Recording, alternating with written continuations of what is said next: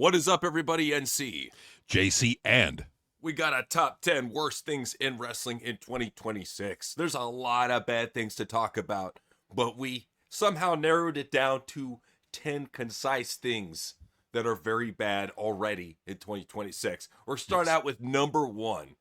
Sami Zayn winning the world title. I know people are just like, oh, it's just a temporary win. It's just a fluke win. It's a transition win. It just does some Punk had the blah, blah, blah, blah, blah. I don't care. Just the fact that it was done in the first place is a travesty. I don't even care if this was a rumor, if it was supposed to happen in January in Saudi Arabia and they pulled the trigger earlier. I don't care. You already soured up the year making Sami Zayn the world champion. right. Something that should never happen in any company. No, you can't have your world champion looking like this guy. Look at him. Look at how happy he is. Look at how scrawny he is. Look at how weak he looks. Your world champion should not look like that. Your world champion should be taken, you should be able to take them seriously. They should look like Roman Reigns or John Cena. They should not look like Sami Zayn. And I'm sorry, and the rating even came out for that SmackDown. 1 million. That's it. Yeah, it's like, it's awful ratings. Like, and go figure. You put the title on Sami Zayn, you're going to get awful ratings. Who would have thought? Who would have thought? But this is like a travesty in and of itself. Like, this would have never been okay, even 5 years ago, especially 10 years ago.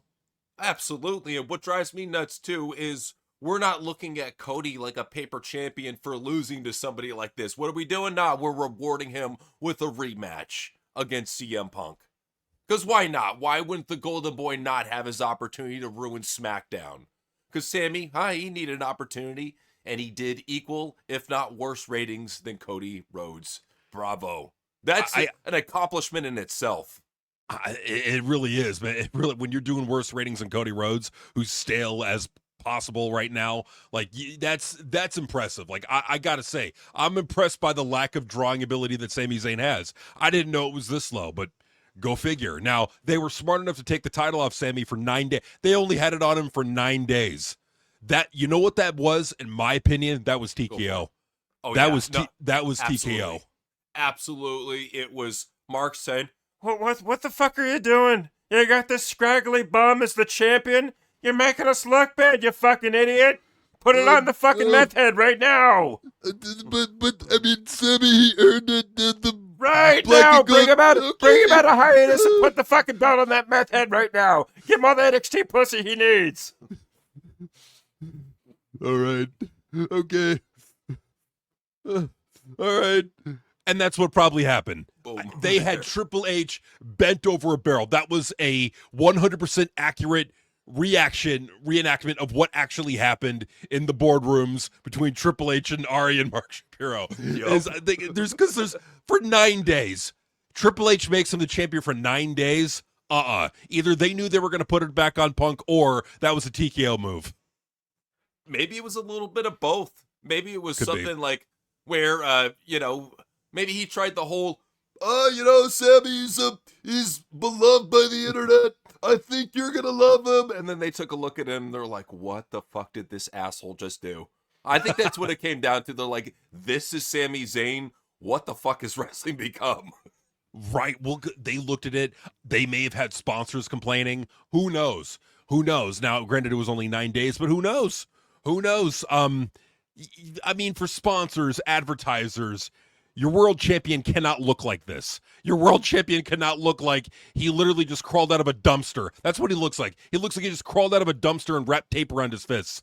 That's what he looks like. Do you want your world champion to look like that? I don't.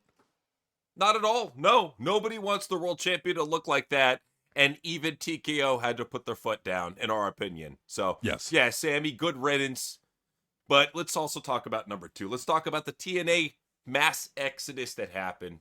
And it just keeps on adding. They're not done. They are nowhere close to done because we got Mike Santana, who's going to be already going over back to AEW July 15th. So that's another one. Leon Slater, he's going to be gone by August. Mm-hmm. They're dropping like flies here. You just had Eric Young, a guy who won a world title shot in a battle royale, a road agent backstage, a coach backstage, an integral part of TNA. Yep. Let him go.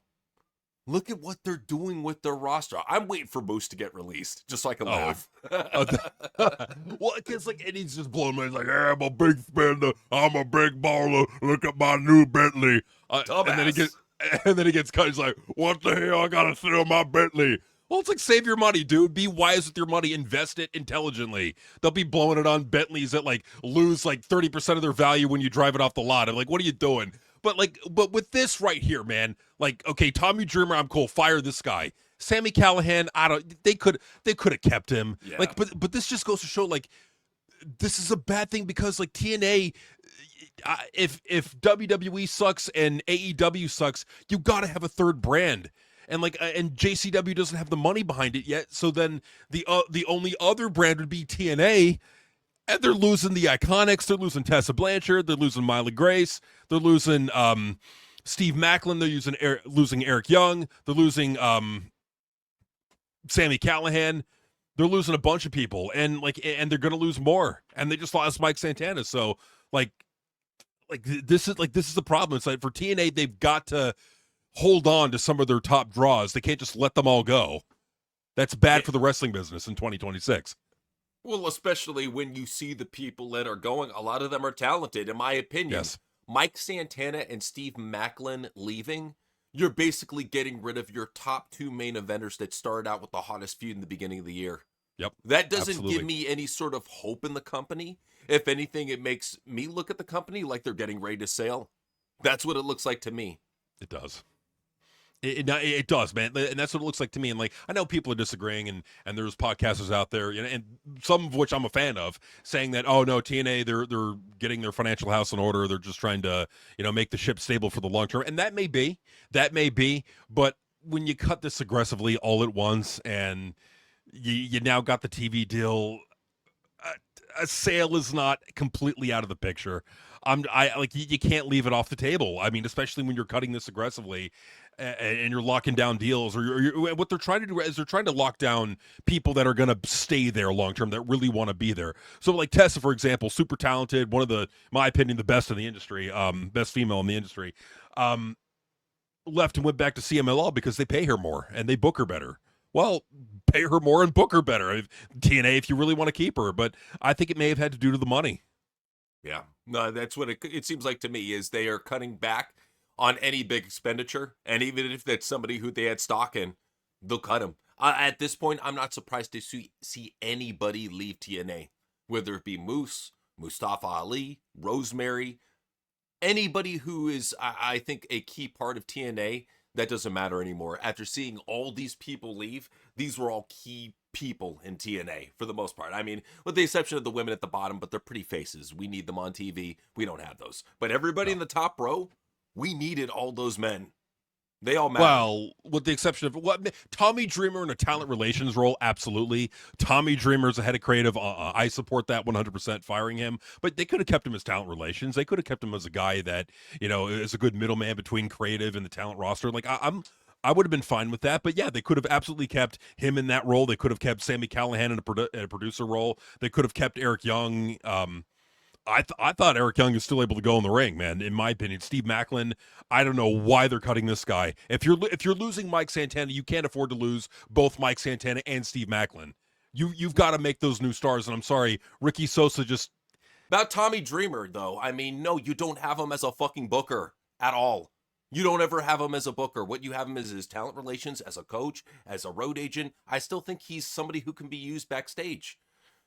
I agree. Hunter Johnson isn't a better booker in by any means, way, shape, or form, you know? But at the same time, I look at a lot of who they're letting go. They can still use a lot of these people. Just saying. Oh, no, absolutely. They can still use a lot of these people. No, without a shadow of a doubt. I agree, man. I totally agree. I think that Tommy, not to defend him, I think he did have some value. I agree with you, man. I do think he had some value, but like, I just think letting go of all these people in such a short amount of time, that's not good for TNA. Like, you can't replace that many people that are leaving. I'm sorry. You could push Ricky Sosa. You could push whoever else. You're losing way too many people. You have more holes that are springing open into the boat than you're able to plug. Oh, absolutely. And that's the problem about TNA, is I think we're seeing a sinking ship is happening right now with TNA. So number 3, let's talk about what they did with Darby Allin. They actually put the AEW championship on Darby Allin, and there were people sticking up for Darby. Dave Meltzer at first was like, oh, she's great, she how it does, and it did terrible. And then even, what is it, Grandma LaGreca saying, I got all the love in the world for Darby. Darby's amazing. He's the best. Keep in mind, this same guy was going after Cody. Loving Cody Rhodes. Now he's got Darby as his favorite. And what happens? Darby underperforms in the ratings. They put the title right back on FJF. And now it's like musical chairs. We already went over to Kenny Omega. I think it's just Tony just trying different things. And in all fairness, most recent Dynamite did get, 770,000 with Kenny as champ, right? It did. 773,000 viewers, for their beach break episode. I mean, it's a special event episode. Those normally do higher in the ratings, but they normally don't do this high in the ratings. Yeah, and I've noticed Tony is he's kind of taken our advice on trying different things, trying different venues. He did the beach break venue, and then of course the other day he did MLB Park venue. It was like right as people were getting out of the game, they could go and they could check out a free show. So he's trying different things. Good for him. And it's resulting in a little bit of a bump in the ratings, but I would hope he learned his lesson. Don't put the title on Darby Allin. When the title is literally as big, if not bigger than Darby, that's an issue. I mean, the title is literally bigger than Darby Allin. Like we were telling you, it's like, don't put the title on him. He can't carry it. Literally, like, don't do it. And they did, and the ratings dive bombed. And we were telling them, but Tony Khan didn't want to listen. He went full on to Dave Meltzer's, marked him, and that didn't work out. Go figure.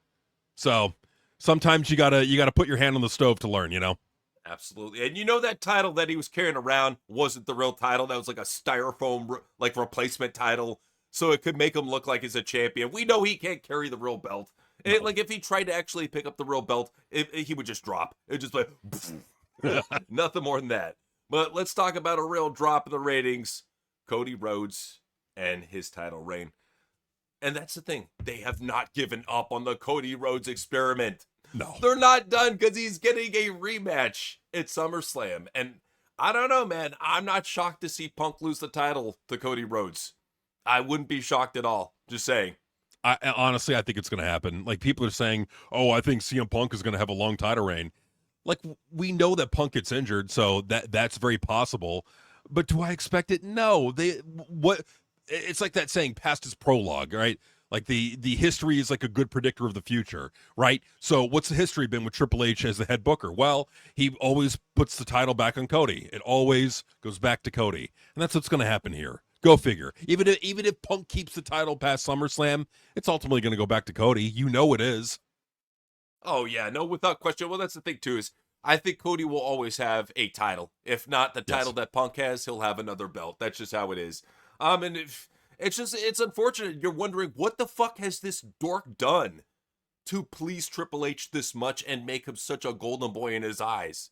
I mean, we can have a couple, we got a couple ideas of what might have happened. But at the same time, it's like, this guy, you look at this guy, he's weak, he's pathetic, he's not a good promo, he's not a good actor, he's not even a good babyface. Why would you make him the next John Cena? He's got the right look, that look, he's got it. Look at it, it's right there. Plain as day, easy to see, Hey, he's Aryan, and I guess that's all you need is the Aryan look. You just got to look like a goofy guile, and you're good to go. If you look like a strange Homelander, there you go. You got a job. So, speaking of John Cena, though, we lost him. John Cena retired early this year, lost one of the biggest draws ever made by Vince McMahon. Then we also we're going to lose Brock Lesnar here real soon. We thought we already had him retire, but it looks like he's holding that off till SummerSlam, just strictly for a TKO payday. I don't blame him. No. So, yeah, we're losing Brock, quite possibly our favorite wrestler of all time. Like, this is a big loss, bigger than Cena. And then, of course, you got AJ Styles, retired just early this year at Royal Rumble. And in the most anticlimactic way, too. And you look at all of them, and even with Goldberg's retirement last year, and it just feels like Triple H doesn't care about the past. He's doing all he can to erase the past to try to create his own version of WWE. It almost feels like this like whole Nazi Mandela effect with them going back in time and erasing anything Jewish to make it German. You know, that's what it feels like. Triple H is just trying to erase time on us.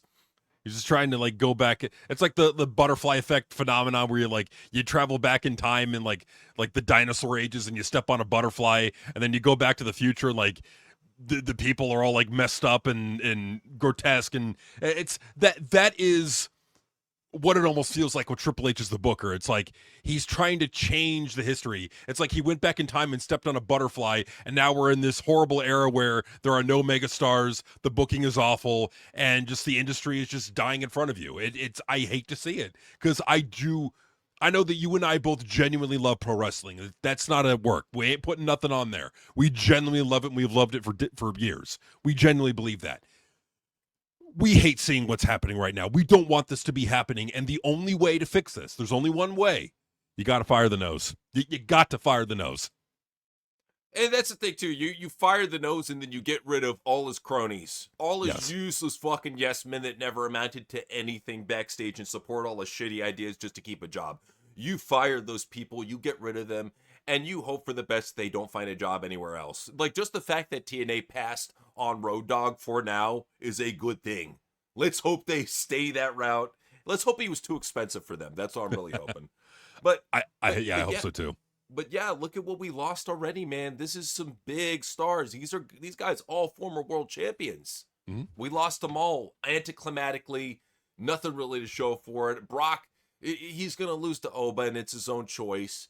But that's the thing, too. It's like, who wants to see Brock Lesnar go out on a SummerSlam? I'd rather see... I know SummerSlam's usually his big pay-per-view. I want to see him go out on WrestleMania. Yeah. I want to see any of these big stars go out on WrestleMania. But now, you get Saturday Night Main Event. You get Royal Rumble, and you get SummerSlam. This is what we get from Noseman. Disrespect. Disrespect. Well, and you know how we were talking about rewriting history. Notice how these liberal dipshit smarks, they never bring up the fact that he dressed in blackface. They never bring up the fact that he hopped around like a gorilla when Mark Henry was coming to the ring. They never bring up the fact that he mocked an Indian man's accent to his face on the street. Mm-hmm. They don't bring up any of the stuff. They don't bring up him doing vile things to a corpse in a casket. They don't bring up any of this shit. Why? Because he gives them bangers. And that's why these fans do not need to be listened to. Because they conveniently ignore anything that, hey, I can ignore it if it's Triple H. Why? Because he gives me bangers. He gave me NXT Black and Gold. That's all you need to do. Yeah, you're good. Yeah, just let the wrestlers go out there and injure themselves for these weird fans that I think they genuinely get off. I think not all of them, but I think some of them genuinely get off when the wrestlers get injured wrestling the style that they want, because it's a power in a way. It's like when you give the marks, not the fans. There are plenty of fans out there that are good, normal people. Our fans are that for sure. We just want to be entertained, but there are fans out there, I think they genuinely get off on just seeing them get injured and like, yeah, they were catering to me. I have the power. I know it sounds silly, but these fans are silly. These fans are ridiculous. Well, that's why I kind of hope Sheamus retires, because he's one of those retards. He's one of those people that would always support these fans and be like, banger after banger after banger. And what would happen in all these banger matches? Not like really with Sheamus, but what happens in a lot of these banger matches? People get hurt. People get injured. And what did the fans say about them afterwards? They say, he was such a warrior. He went out there and he risked his life and put it all on the line. That's the problem. Because they want to fit in, because these are socially awkward, weird people. And again, there are a lot of good socially awkward people out there. These are not good people that we're talking about. The marks that we're talking about are not good people. These are bad people. They want people to get injured. They want wrestling to die out and become a niche product that only them and their small circle of fan marks want. Only them. Like, that's the problem, is that, like, we all want wrestling to grow and grow and grow and get millions of more people watching. They don't want that. They want to gatekeep it. You look what they do with AEW. Look at the sickos. Look at what they do with AEW. They kept it for so long until Tony Khan said, please don't gatekeep it. Let everybody watch AEW. Like, they don't care though. no, It's with every single company, and that's the thing too. It's like our fans should already know that we're not talking about them. no. And that's why I'm just saying, just tell it like it is with these fans. They're fucking locusts. They're worthless. They are the most worthless pieces of shit because they have the worst taste. They are hypocrites, and they will never do anything to benefit your company ever. And that's the thing too, is a lot of them, they don't go to these shows, so they don't support these shows. They don't order the pay-per-views. They're the ones that say ban WWE and they get it all for free anyways. These are the people we're talking about, man. So let's go ahead and talk about the oversaturation. This is a big thing. So there's so much oversaturation and content spread everywhere, some of which is not available. Like as you're seeing right now, Netflix, $8.99 a month, beginning package. ESPN, $30 a month. SmackDown, what is this on live TV? $45 a month. This is what people will pay for, really desperate fans, to watch pro wrestling. Most people nowadays, they either gave up on pro wrestling or they check out clips online or they find free ways to watch it. That's how it is. And I don't think it's this huge amount of people that would make up for like the deficit of all the fans that left over time. It's not going to be anything like that. It's probably like 200,000 people, 300,000 people are watching it free. Wrestling is dying out because of the oversaturation and too much content. And this just goes to show it's not just what you see right here too. When I mean oversaturation, I'm talking about the fact that just here in America, if you're to keep up with all these companies, you've got Raw, SmackDown, NXT, Evolve, LFG, Dynamite, Collision, Ring of Honor, Produce, what else? NWA, MLW Fusion, JCW Lunacy. Did you mention TNA? TNA, yes, thank you. TNA, of course. TNA on AMC.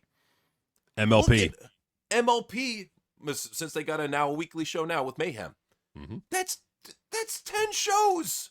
That's too much. I'm sorry, that's too much. You have to pick and choose. Like that. Like, this is how crazy it is. It's all over the place. There are some good and bad to it, but the bad is that it's there's too much of it. It's like there's too much of just shitty wrestling all over the place. None of it's like really like Attitude Era-ish with like a big budget. Like, that's the problem. JCW, they try, but they don't have the budget that you would need to really take it to WWE. And like it's and every other company is just like wrestling matches, goofiness, wrestling. I'm sorry, man. It's No, and I absolutely understand, and that's the frustrating thing too, is because we'll have so many fans that be like, Dynamite was awesome, guys, you gotta check it out. JCW was awesome, guys, you gotta check it out. TNA was awesome, guys, you gotta check it out. NWA was awesome, guys, you gotta check it out. Stardom was awesome, you gotta check it out. And Right. the way we stand is, if you like that, good for you, but by now you should know us, we're old school. We like story in our wrestling. If it's all a wrestling show, and that's great that you like good wrestling, I'm not going to hold that against you. No. Because at least you like wrestling and you're civil about it. You're not a dick about it. You're like, Absolutely. okay, and these guys, yeah, they're going to rag on wrestling, but at least at the core, they do like wrestling. We do. But what we want is we want a male soap opera. We want something that reminds us of the Ruthless Aggression era, Attitude Era. And no company out there has the balls to do that. It's all long wrestling matches with segments in between. They all follow the same paint-by-number schedule. A lot of them use the same type of roster, that love that same style. It's very frustrating. You don't have a variety entertainment show like you had back in the day. No, you don't. And it's like really every company is pretty much the same. I mean, when you really look at it, long matches, silly bullshit, and feminism, like every company. That's the problem. It's like name one company right now where you're seeing like a bra and panty match, or you're seeing like a lingerie pillow fight match, or anything like a mud pit match, or anything like that. Name one company. Yeah, or even something that, reminds you of like Edge and Lita, or reminds you of like Stone Cold and Vince McMahon, something like that. Like, don't get me wrong, JCW has flashes of brilliance, but the biggest thing holding it back is the budget. That will always be the biggest thing holding it back. When Violent J is blowing through $10K a show doing that, and he's taping it, that he's already at a loss. Yeah. He's right now, they're hoping for a streaming deal just so they can recoup some of the losses. That's the thing, is that wrestling is kind of dying out right now. And a lot of these streaming services, they don't want to invest in wrestling. I mean, not really, not really. Well, especially with it, it's heavily saturated too. And that's another thing too with like JCW specifically is that if all these other companies are now competing for streaming, that's more competition than JCW. That's a more that is a market that is going to have more competition for if when JCW is trying to get a deal. It's like you got JCW trying to get a deal, but then you got all these other companies trying to get a deal. Who wins out? Like that's the problem. Yeah, yeah, that's the problem, man. It's just having all this content everywhere. It's hard to keep track of. It costs a lot, and it's just a pain in the ass. I mean, like even if it's free, like on Tubi or on Pluto or Roku or wherever it is or Comet, it's a pain in the ass to follow all those different places. Like you got to have like multiple like bookmarked pages in your web browser. You know, like it's a pain in the ass. Well, I don't know about you, but I get wrestled out, man. I Same. can only watch a little bit of wrestling every week before I'm like, dude, this is like way too much wrestling. And not only that, like I don't want to get burnt out of wrestling. And No. the way that wrestling is built nowadays is to burn you the fuck out and drive you away. That's the problem. Well, and that's the problem. Like this is why, like I constantly rant about these veteran wrestlers, man. Like not to like belabor this too much, but like it's they are so in the bubble and they are so egotistical. They don't want to do anything differently. Like this house show on TV format is all they know. The Triple H format, the Scott D'Amore format, the Hunter Johnson, Tommy Dreamer format. It's all they know.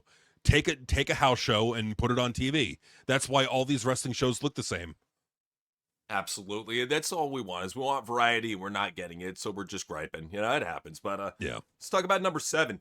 Same old black and gold darlings getting pushed.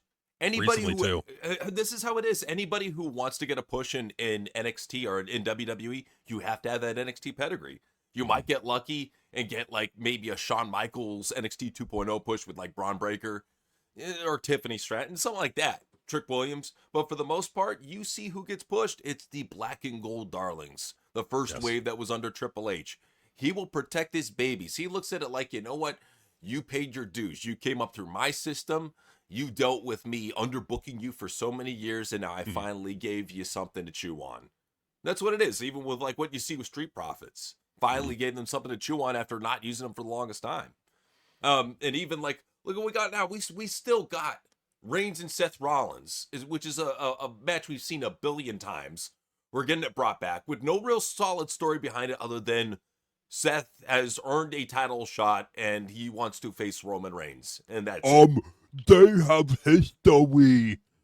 So what? okay. Like, does that automatically grant somebody a title match? No, you got to go through the process of earning the match. Seth just saying, "Hey, you know me, I'm going to give you a chance to beat me finally for your first time in your career." Why would Roman care? Why Roman would he should care? laugh in his face. Roman Right. should honestly laugh in his face and say, look at you, you whiny little bitch boy. You gonna earn your right against me. You need to make it through the tribal council. And then, Yes. make him run the gauntlet. And even then, though, I wouldn't have it. I would have it so that by the time he finally gets to Roman, he's beat to shit. He's got like the bandaged up ribs. He's got like a fucked up knee, and just have Roman pick him apart. Like, because I don't want to see him look strong against Roman, especially after beating Jay Jimmy and Jacob Fatu. Feasibly, realistically, he should be beat to fucking shit after that and not being able to like wrestle more than 10 minutes. Just saying. No, for sure. I completely agree, man. I completely agree. But like Seth Rollins, another NXT black and gold darling, just getting a title shot out of nowhere. I mean, technically FCW, but dude, he's been the same thing with Yeah. Roman. But technically, No, though, he was an NXT champion. Well, what I'm saying though, they were mostly known for their work in FCW, like Sure, yeah. Roman and Seth Rollins, and they came up and as part of the Shield, and ever since then, Triple H pushed them heavy. Has always had an interest in both of them and take care of them. Reigns not so much, but definitely Seth Rollins. Yes. Seth has been his boy, his golden boy, since the corporate days. I mean, has always taken care of him, has always put him in a top spot. No, for sure. No, he always has. I mean, just look at how Triple H has booked him since when he took over in the summer of 2022. Just like from then till now, look at how Seth has been booked. He's been on TV. Like the only time he's been off of TV is when he's been injured. Like he's always been favored by Triple H every time. Like he's been favored, and this is just that. Like it almost makes me question why this is being all rushed now. And then you see Baron Corbin coming back. You see a lot of Vince McMahon's favorites coming back. It almost makes you kind of wonder if they're getting it right. Who knows? I don't know. All it looks like is like maybe Triple H is losing power. Who knows? It's definitely something to talk about. But we mentioned this earlier. Let's bring it up again. This guy was a certified black and gold favorite. Oh yeah, one of the very first NXT champions. Really, this guy, like he exemplified what NXT was. Is any bum off the street can become a wrestler. Yep, you just had to wrestle for Ring of Honor. That's it. And he had the indie credits. El Generico worked all over the world, came in without a mask on, and for Triple H, that was enough. Didn't have to have a good character. I mean, he's Ska-Boy. Literally, he was Ska-Boy, and they made him fucking NXT champion.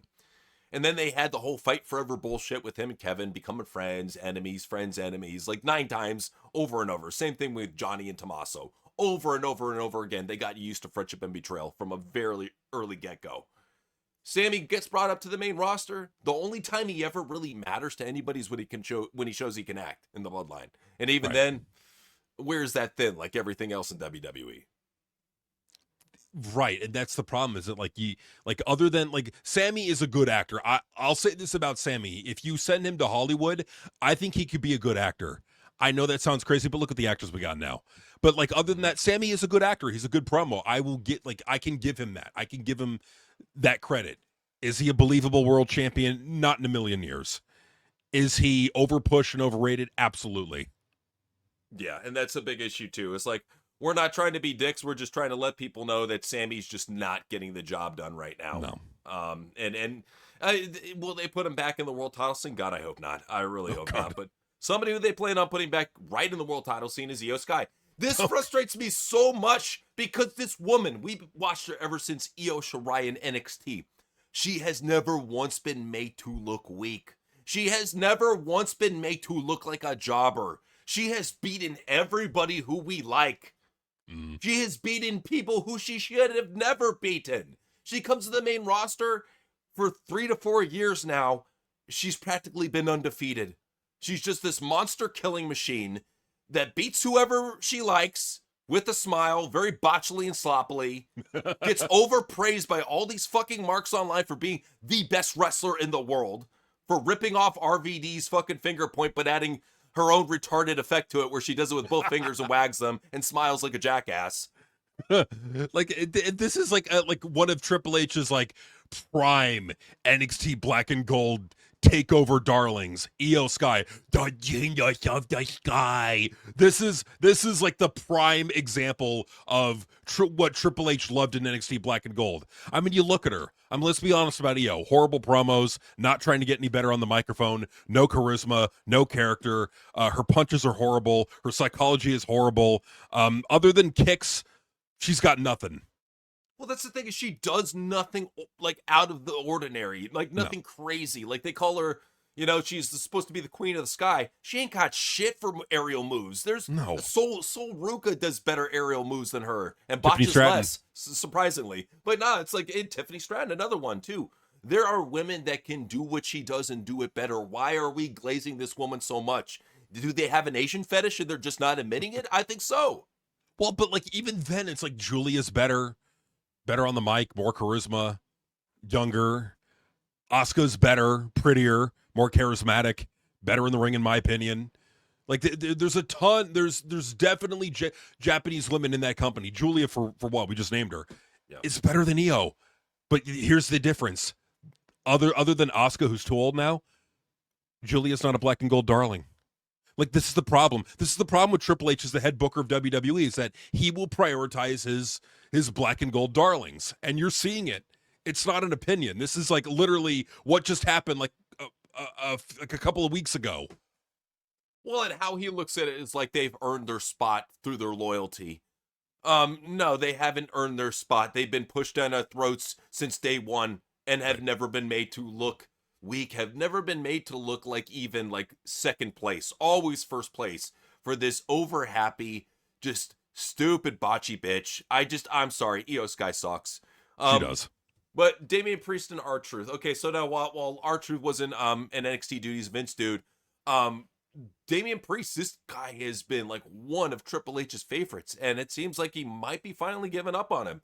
Had had Damian Priest go over to Triple A. That's never a good sign, just saying. So Nope. could Triple H be giving up on Damian Priest, former NXT Black and Gold standout? Could be. He's the archer of infamy. He's the archer of boredom. Like that's all he is to me. He's just a boring, really effeminate Roman Reigns. You look at him, that's what, like, if Roman Reigns went homo and like started trying to dress like Prince, I guess that what would be Damian Priest. I've never gotten the draw with the guy. He's got like no charisma. He's one of the worst promos in the company. I think Io Sky might be a better promo than him. I mean, probably. He's pretty bad. But yeah, it's like with this guy, he's old. That's another thing too. He's older than Roman Reigns. He's older than LA Knight. For all the people saying you can't push LA Knight, he's too old. Damian Priest is even older. Yeah, that's the thing too. It's like you got to look at a guy like Damian Priest. He comes out ripping off Alex Pereira's taunt. Yes. Does nothing special. Like he said before, he's the bisexual Undertaker. Yes. He's Purple Reigns. He's somebody who is never going to be a top star. He's way too old. Just let him go. Let him go over to like AEW, get signed to Ring of Honor, and go back to his roots pretty much as Punisher Martinez. I say just let the dude go back to his roots. That's where he belongs. Yeah, man, absolutely. You send him back, send him to Ring of Honor where like no one will see him, and let him be Punishment Martinez, and let him have a feud with Leo Rush or whatever stupid crap he's doing, you know? Yes, that's what you do. Well, here's another one. Rhea Ripley. Now, at the very least, at the end of the day, I could say Rhea Ripley has at least some sort of physical charisma. She Right. has been trying to get better on the mic. She has been trying to look more feminine. Like, she lost a lot of that muscle. She's growing out her hair. She's wearing more makeup. We got to give her at least credit for trying to look more feminine, because this was Sure. something that we put against her.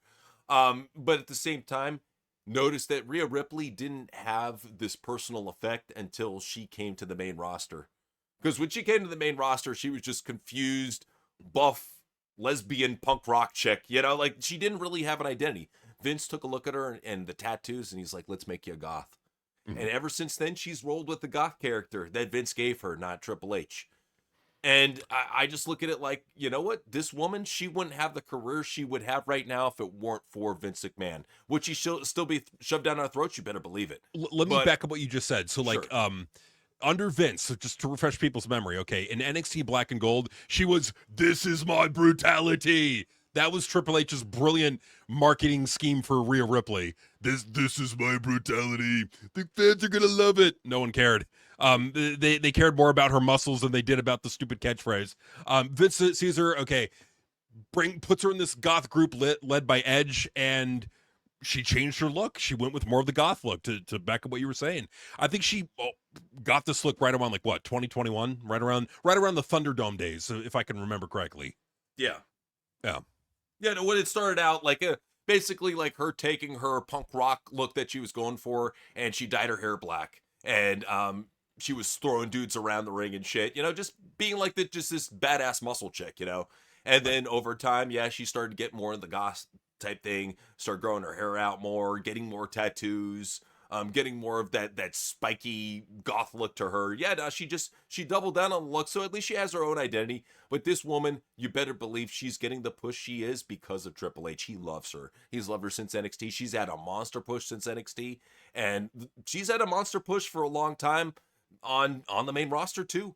I will say that she's one of Triple H's talents, who I think has something, but not a whole lot. You know, I'll say she has something. I'm not going to completely sell her down the river, but No, and I agree with you. It's like there are things to crap on her about, like her lack of personality. I think it's fair. I think her promo skills do need to get better. Her acting does need to get better. But there are some redeeming qualities to her. I do think she is good in the ring. I'll give her that. Like, she's not, from what I've seen, a botch machine. She at least tries to have psychology. So, like, she's trying to be a good all-around wrestler. So I'll give her credit for that.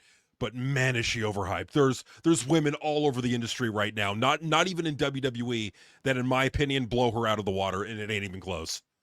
Oh no, if we're talking especially about powerhouse type women, WWE already has way better powerhouse women than her. I mean, Oh, yeah. all over the roster. And even on the developmental. So, nah, she needs to drop that edge. But yeah, you're right. She is very overrated, and a lot of it's because of Triple H and how he has to stick to her being the top girl, for his fetish or whatever. I don't know. But let's talk about number 8, the ticket prices, man. Yep. Look at this. So in 2025, this is with megastars. 69% decrease to 2026. Right. Wow. This is what should be concerning TKO. So I don't know if anyone's ever heard or there's reports going around that people within WWE are concerned about the tickets, as they should be. SummerSlam this year is on pace to have at most 30,000 people. Last year they had 50,000 people in attendance for each night. Yeah, and then you even look at like the numbers that All In is getting for their ticket sales as well, and it just shows you that it's not just WWE. No. It's all around the wrestling business. It's bad. It's down, and a lot of it has to do with everything that we mentioned before. They're getting their nerd shit in, and when you get your nerd shit in on one of the most popular niches out there, you're gonna wither it down, and you're gonna make it to the point that it's not a popular niche anymore. You're gonna make it to the point that like fucking people watching live Pokemon games is going to have more viewership than this shit. People watching World of Warcraft tournaments is going to have more viewership than this shit. I mean, dude, there's already Roblox e-feds that have more views than most of these indie companies out here. Mm-hmm. It's terrible. It really is, man. It really is. And like, it just backs up what we've been saying all this time.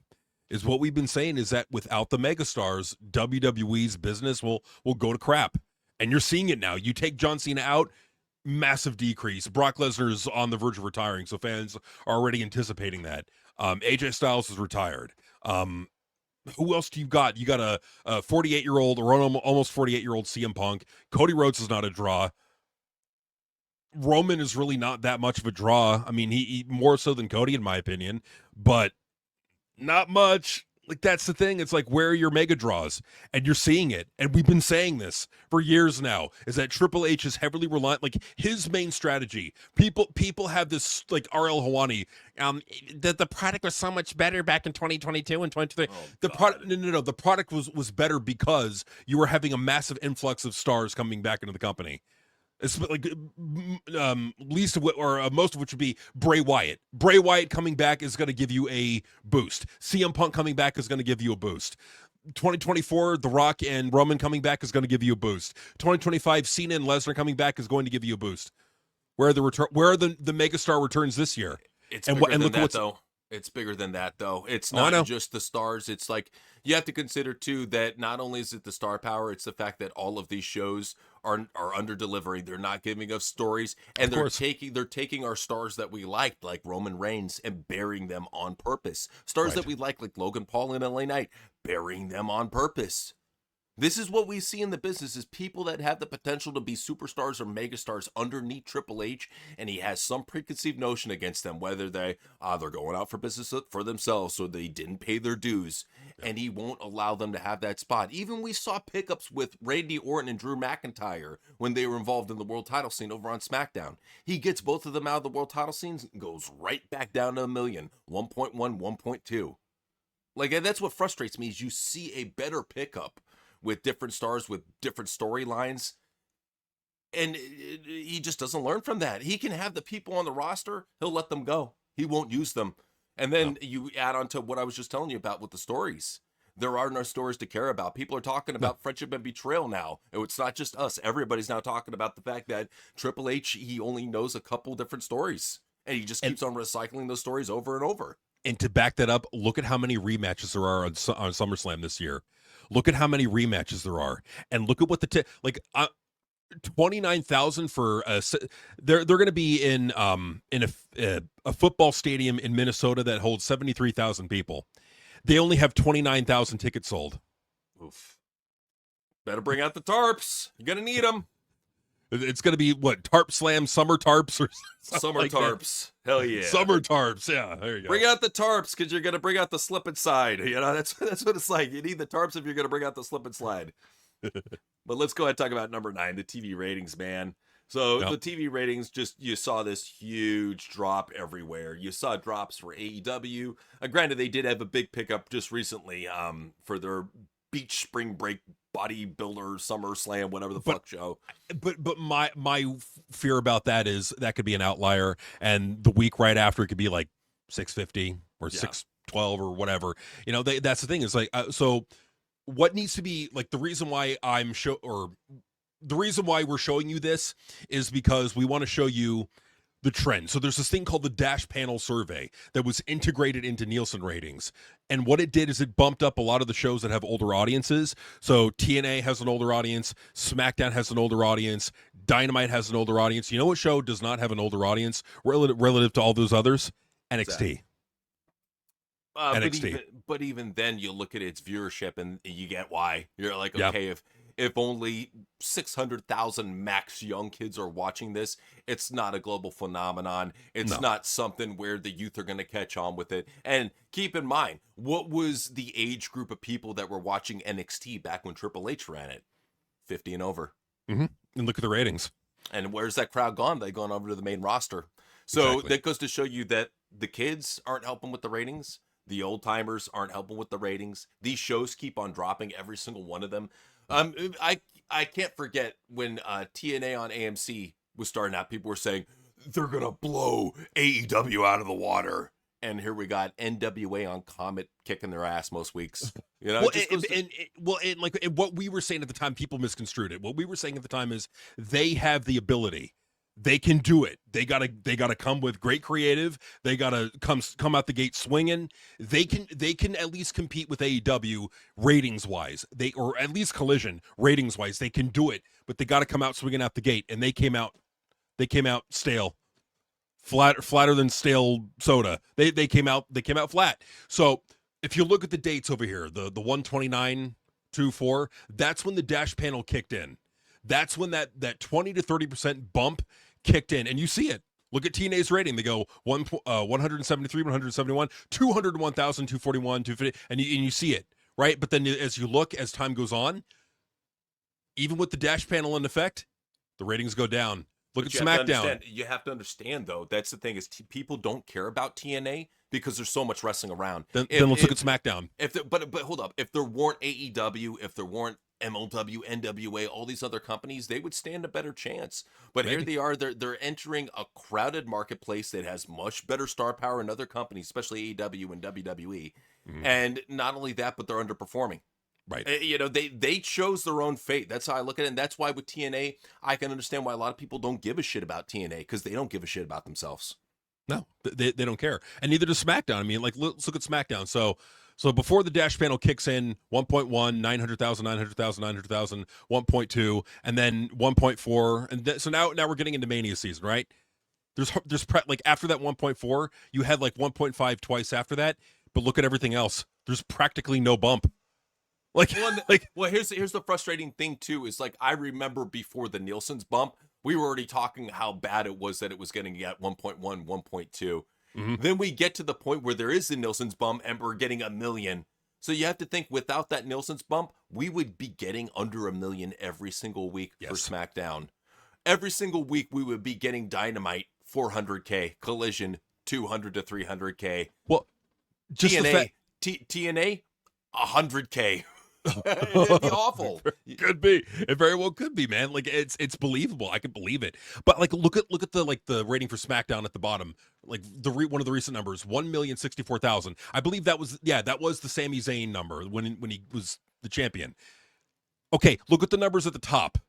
Earlier in the year and where they are now. This is with the Dash Panel bump in effect. Like this pathetic. Well, this is why we're so worried about pro wrestling, because it is rapidly dying this year.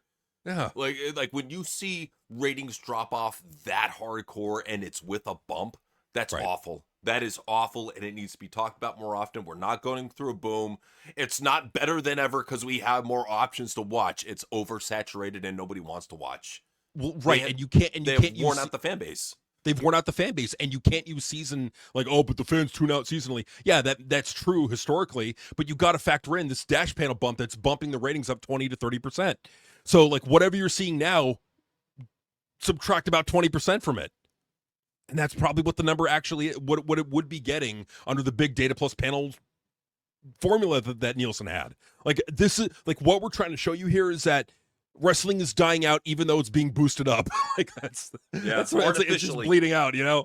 Here we have an artificial boost, and even with this artificial boost, it's not enough to save it. It's not enough to make it look reputable. No. If anything, it's just one of those things where you got to look at it like this. Let's go talk about number 10. This doofus needs to be fired, and the reason why he still has a job, I'm going to say it right now for anybody wondering, they're perplexed, because to anybody who's a pro wrestling fan, you could see, even the hardcore smarts can see this guy is underperforming, he's under-delivering. But what it comes down to is you have to understand that TKO owns two big companies. They own UFC, they own WWE. WWE is doing better in profits right now than UFC. And as long as that's happening, they are going to leave WWE alone. As soon as it gets to the point that they start noticing that UFC is getting more profits or WWE is vastly dropping down in profits, probably by first quarter of next year is what I'm thinking. Once they start to see drops like that, then they can step in. Right now, if WWE is technically winning out of the investments, why step in? That's how they look at it. They're not fans. They don't watch this shit. They'll make adjustments when they need to bring in celebrities, but they don't watch the fucking show. They don't have time to. No, they're busy running. So like when you look at TKO, they have like a huge like it's mainly it's IMG, it's WWE, it's UFC, it's Professional Bull Riding, and then some other company. But yeah, it's like WWE is the second most revenue generating company in the TKO umbrella. They more than UFC. So WWE brought in about 475 million in quarter one of this year, whereas UFC brought in, was it 407 million, something like that. But yeah, so it's like WWE is bringing in more money, but you gotta factor in WrestleMania season, you gotta factor in the John Cena retirement tour, and you also gotta factor in now that ticket sales are noticeably down. They're charging a lot less. Like the ticket prices for SummerSlam last year, $150 for nosebleed seats. This year, $76.10 for nosebleed seats. They're down almost half. That's bad. That's really bad, especially for a big show. You got to consider too. SummerSlam is the second biggest show of the year. It's a 2-night event. Yeah, they're supposed to recoup a lot of the profits on this. It's not going to happen. I guarantee you. Even in Brock Lesnar's hometown, it's not going to happen. Why? Because of how much they bastardize pro wrestling. And I'm telling you, come next year, they won't have the profits that they do this year. I think a lot of this is just because there was a lot of money, a lot of deals being put into, like especially with ESPN going on. You had all these network deals going on and all the hoopla going on that they were able to get attention. I don't think they're going to have that next year. I don't think they're going to have the capital that they have next year. Well, and see, let me ask you a question as a lifelong fight fan. Okay, so they've been involved with UFC for a long time, Ari Emanuel and Mark Shapiro. What would have happened, say 5 years ago, if all of a sudden UFC were like selling out like only half of the arenas that they were in? They would try to modify the strategy of it or sell it off to another bidder. That would be a strategy. But that's the thing, too, is you got to understand, too, with UFC, that after COVID killed a lot of live sports. I mean, Vince was very lucky to be even doing the Thunderdome shows. It killed the momentum of a lot of live sports and a lot of live entertainment. But UFC, yeah, they were able to eventually get going with their shows and get going again. Everything got hit. And you got to keep in mind, too, around that time, they lost John Jones. They lost Conor McGregor. They didn't have Ronda Rousey. They lost all their draws that they're just now starting to get back.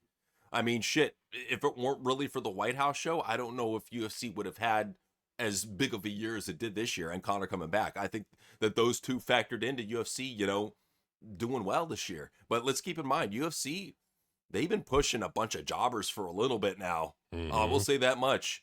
And it's not enough to kill the company, but it's enough where WWE, who does have more star power, yeah, they're gonna push ahead. You got to look at the stars when you have The Rock still involved on the down low, which I still think he is.